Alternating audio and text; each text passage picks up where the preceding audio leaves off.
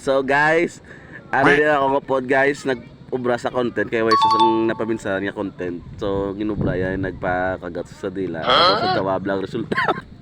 De.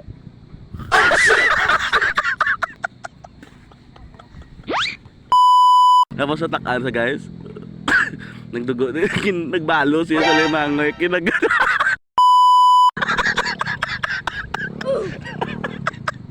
Kinalataw-lataw na ng pinadila. A few moments later. Bruh. Later. One eternity later. Ginagawa mo.